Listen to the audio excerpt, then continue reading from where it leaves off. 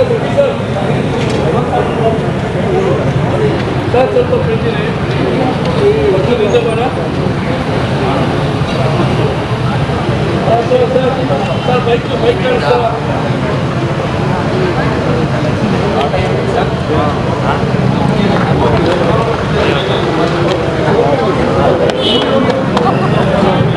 ಒಂದು ಬೈಕ್ ರ್ಯಾಲಿಗೆ ಉಚಿತ ಹೆಲ್ಮೆಟ್ ವಿತರಣೆ ಮಾಡುವುದರ ಮುಖಾಂತರ ಹಾಗೂ ಹಸಿರು ನಿಶಾನೆಯನ್ನು ತೋರುವುದರ ಮುಖಾಂತರ ಚಾಲನೆಯನ್ನು ನೀಡಿದಂತ ಮನೆ ಜಿಲ್ಲಾಧಿಕಾರಿಗಳು ಶ್ರೀ ಯಶವಂತ್ ಪುಟ್ಟರ್ ಅವರಿಗೆ ನಮ್ಮ ನಿಮ್ಮೆಲ್ಲರ ಪರವಾಗಿ ಸಂಪೂರ್ಣವಾದ ವಂದನೆಗಳನ್ನು ಸಲ್ಲಿಸುತ್ತೀವಿ. ಈ ಒಂದು ಬೈಕ್ ರ್ಯಾಲಿ ನಗರದ ಪ್ರಮುಖ ಪ್ರದೇಶಗಳಲ್ಲಿ ಸಂಚರಿಸುತ್ತಿದೆ. ಜಿಲ್ಲಾ ಪೊಲೀಸ್ ವತಿಯಿಂದ ಬಂದೋಬಸ್ತ್ ಕಾರ್ಯಕ್ರಮವನ್ನು ಮಾಡಿದ್ದಾರೆ. ಎಲ್ಲ ಪೊಲೀಸ್ ಸಿಬ್ಬಂದಿಗಳಿಗೆ ಮತ್ತು ಅಧಿಕಾರಿಗಳಿಗೆ ನಮ್ಮ ಇಲಾಖೆ ಋಣಿಯಾಗಿರುತ್ತದೆ. ಈ ಕಾರ್ಯಕ್ರಮ ಅತ್ಯಂತ ಸುರಕ್ಷಿತವಾಗಿ ನಡೀಬೇಕೆಂದರೆ ಎಲ್ಲರ ಸಹಕಾರ ಅತ್ಯಂತ ಮುಖ್ಯ. ಸುರಕ್ಷಿತವಾದ ಅಂತರದೊಂದಿಗೆ ತಾವು ಬೈಕ್ ರ್ಯಾಲಿಯಲ್ಲಿ ಚಾಲಿಸಬೇಕು ಕೇಳ್ಕೊಳ್ತೀವಿ.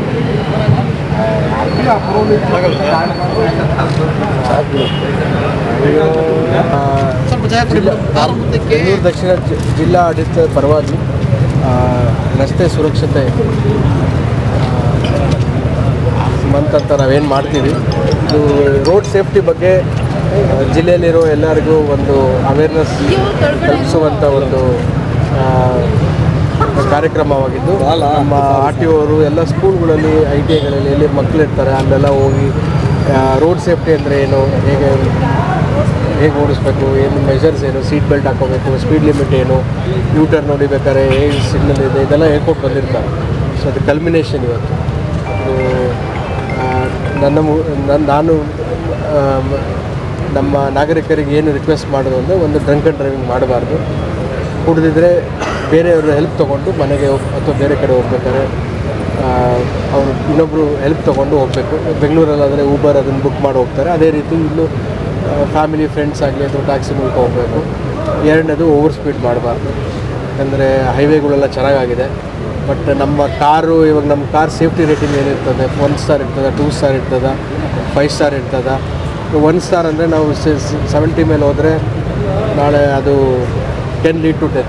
ಸೊ ಅದನ್ನು ನೋಡಿ ಇತಿಮಿತಿಯಲ್ಲಿ ವಾಹನ ಓಡಿಸಿದ್ರೆ ಸಮಾಜಕ್ಕೆ ಎಲ್ಲರಿಗೂ ಒಳ್ಳೆಯದು. Thank you. ಧನ್ಯವಾದ. 2026ನೇ ಇಸ್ವಿಯ 37ನೇ ರಸ್ತೆ ಸುರಕ್ಷತಾ ಮಾಸಾಚರಣೆ ಅಂಗವಾಗಿ ನಾವು ನಾನಾ ಶಾಲಾ ಕಾಲೇಜುಗಳಲ್ಲಿ ರಸ್ತೆ ಸುರಕ್ಷತಾ ಕಾರ್ಯವನ್ನು ಪ್ರೋಗ್ರಾಮನ್ನು ನಡೆಸ್ಕೊಟ್ಟಿರ್ತೀವಿ. ಇದರಲ್ಲಿ ನಾವು ಅವರಿಗೆ ತಿಳುವಳಿಕೆ ನೀಡಿರೋದಂದರೆ, ಗಾಡಿ ಓಡಿಸುವಾಗ ಕೈಯಲ್ಲಿ ಯಾವ ರೀತಿ ಸಿಗ್ನಲ್ಗಳು ತೋರಿಸ್ಬೇಕು, ಹೆಲ್ಮೆಟ್ ಧರಿಸದೆ ಗಾಡಿನ ಚಾಲನೆ ಮಾಡಬಾರ್ದು, ಹಾಗೂ ಕುಡಿದು ಗಾಡಿಯನ್ನು ಓಡಿಸಬಾರ್ದು, ಹಾಗೂ ಯಾವುದೇ ಕಾಗದ ಪತ್ರಗಳು ಯಾವ್ಯಾವ ರೀತಿ ಇಟ್ಕೋಬೇಕು, ಇನ್ಶೂರೆನ್ಸು ಯಾವ ರೀತಿ ಕ್ಲೈಮ್ ಮಾಡಬೇಕು, ಹಾಗೂ